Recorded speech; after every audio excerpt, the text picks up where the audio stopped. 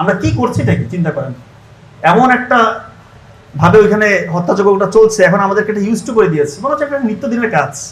আমাদের কোনো ভ্রুক্ষেপও নাই, আমাদের মধ্যে কোনো ওই ইমানি তাগাদা নাই যে কি করতে হবে সেটা আমরা জানি না। সত্যি বলছি, একটু মন থেকে দোয়া করেন, অন্তত দোয়াটা করেন।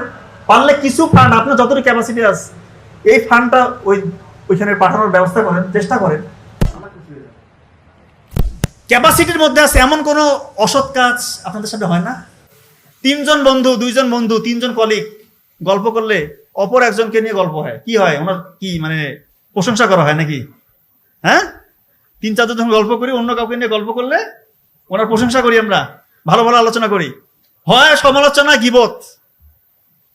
এরকম যদি চোখের সামনে হয়, খুব মনোযোগ দিয়ে শুনেন কথাটা, চোখের সামনে আপনার সামনে 2-3 জন বসে গল্প করতেছেন, অন্য কাউকে নিয়ে গীবত সমালোচনা হলে ভদ্রভাবে সেখান থেকে উঠে আসবেন আল্লাহকে খুশির জন্য, অথবা পারলে ভদ্রভাবে তাদেরকে বলবেন যে ভাই আমরা অপর ভাই বা বোনকে নিয়ে কোনো খারাপ আলোচনা না করি। এই যে আপনি উঠে আসবেন, কয়েকদিন এভাবে করলে অন্যরা বুঝে যাবে যে এ তো এটা পছন্দ করে না, আপনার সামনে এটা হবে না। আমরা সবাই যদি এই প্র্যাকটিসটা করতে পারি, আর থাকবে সমালোচনা, গীবত থাকবে, উঠে যাবে। কত সুন্দর হবে দুনিয়াটা, চিন্তা করেন। 4 নাম্বার যে উপদেশ দিয়েছিলেন লোকমান আলাইহিস সালাম ওনার সন্তানদের উদ্দেশ্যে, বিপদে ধৈর্য ধারণ করো। রাসূলুল্লাহ সাল্লাল্লাহু আলাইহি ওয়াসাল্লাম বলতেছেন যে মুমিনদের পুরো জীবনটা হচ্ছে বিস্ময়কর, সকল অবস্থায় তার জন্য কল্যাণকর। এটা শুধু মুমিনদের জন্য, কারণ মুমিনের উপর যখন সুখ আপতিত হয় তখন সে শকর গোজর করে আল্লাহর, এটা তার জন্য কল্যাণকর। আর যখন তার উপর বিপদ আপতিত হয় উনি ধৈর্য ধরে, এটাও কল্যাণকর। আমরা অনেকে বিপদে দিশাহারা হয়ে যায়, হায় হুতাশ করি, কি করব, দিশা পাচ্ছি না। কি লাভ রে ভাই? বিপদ যেটা আসছে সেটা আপনি কাটাতে পারবেন না, একমাত্র কাটাতে পারে আল্লাহ তাআলা।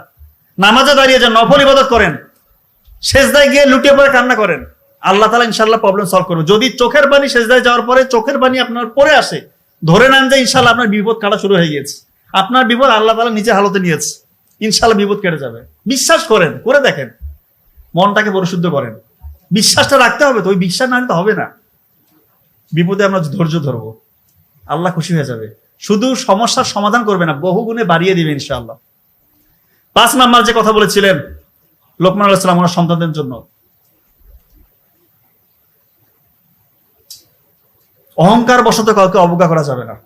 রাসূলুল্লাহ সাল্লাল্লাহু আলাইহি ওয়াসাল্লাম বলতেছেন যে কারো অন্তরে যদি দানা পরিমাণ অহংকার থাকে সে জান্নাতে প্রবেশ করবে না। তখন সাহাবীরা রাসূলুল্লাহ সাল্লাল্লাহু আলাইহি ওয়াসাল্লামকে বলতেছেন, ইয়া আল্লাহর রাসূল, আমরা তো সুন্দর পোশাক পরতে পছন্দ করি, ভালো জুতা পরতে পছন্দ করি, এটাও কি অহংকার?